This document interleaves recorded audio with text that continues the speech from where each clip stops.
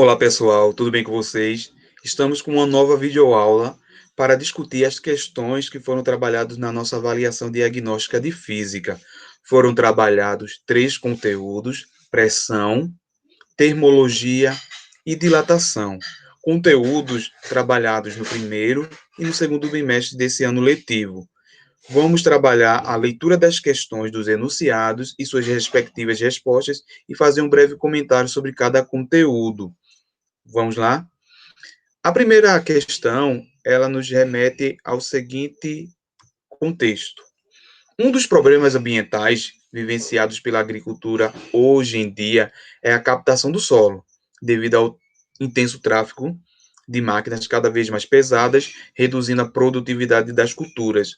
Uma das formas de prevenir o problema de captação do solo é substituir os pneus dos tratores por pneus mais. As alternativas eram largos, reduzindo a pressão sobre o solo, estreitos, reduzindo a pressão sobre os solos, largos, aumentando a pressão sobre os solos, estreitos, aumentando a pressão sobre os solos, altos, reduzindo a pressão sobre o solo. Essa primeira questão corresponde ao conteúdo pressão. Recordando, pressão é determinado pela seguinte situação: se a gente tiver uma área grande, consequentemente, a nossa pressão vai ser bem menor. Agora, se a minha área for uma área pequena, a minha pressão, consequentemente, será maior.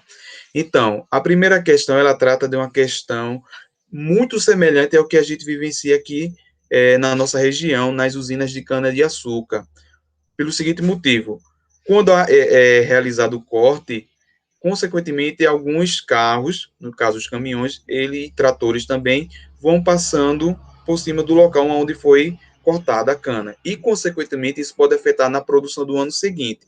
Então, para minimizar esses impactos, o que seria mais interessante?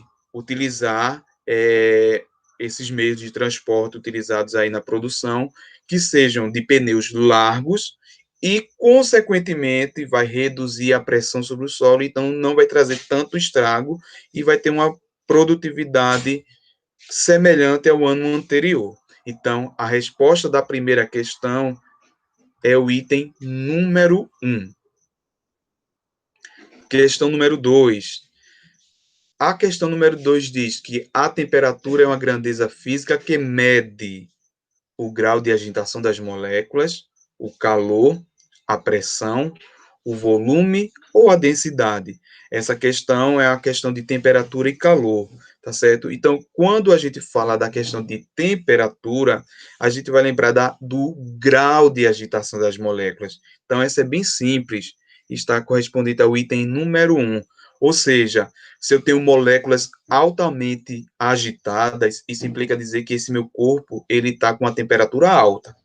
Agora, se as minhas moléculas estão já no estado de repouso, isso indica que o meu corpo está com uma temperatura mais baixa. Questão número 3, que corresponde ao seguinte item. Em relação às escalas termométricas Celsius, Fahrenheit e Kelvin, verifique qual alternativa está correta, respectivamente na ordem das escalas. Então, na ordem Celsius, Fahrenheit e Kelvin. O primeiro item diz escala do Brasil, escala absoluta, usada nos Estados Unidos. Item 2, usada nos laboratórios, usado em países de língua inglesa, escala absoluta. Item 3, escala oficial do Brasil, usado em países de língua inglesa, escala usada em laboratórios em pesquisas. Item 4, oficial dos Estados Unidos, escala absoluta e oficial do Brasil. E o último item, todas são usadas oficialmente no Brasil. Então, existem outras escalas além dessas, mas essas são as mais utilizadas. Como a gente já sabe, aqui no nosso país, no Brasil, a escala aplicável é a escala Celsius. Isso é bem transparente, a gente observa isso nos telejornais, e eu comentei sobre essa parte com vocês em sala. A escala Fahrenheit, ela é uma escala utilizada em países de língua inglesa, E a escala Kelvin é conhecida por a escala absoluta, é a escala utilizada pelo sistema internacional. O sistema internacional é que deu o padrão de unidades. Então, qual é a alternativa que diz? As características que eu acabei de falar. É o item número 3. Escala Celsius é a escala oficial do Brasil, correto? A escala Fahrenheit é usada em países de língua inglesa e a escala Kelvin é usada em laboratórios em pesquisa, que corresponde também à escala do sistema internacional. Questão número 4. Dilatação térmica é o aumento do volume de um corpo ocasionado pelo aumento da sua temperatura, o que causa o aumento do grau de agitação de suas moléculas e, consequentemente, aumento na distância média entre as mesmas. Quais tipos de dilatação ocorrem nos sólidos? Então, tem como item 1, gradual, superficial e volumétrica. Item 2, linear, aumentativa e volumétrica. Item 3, linear, superficial e contração.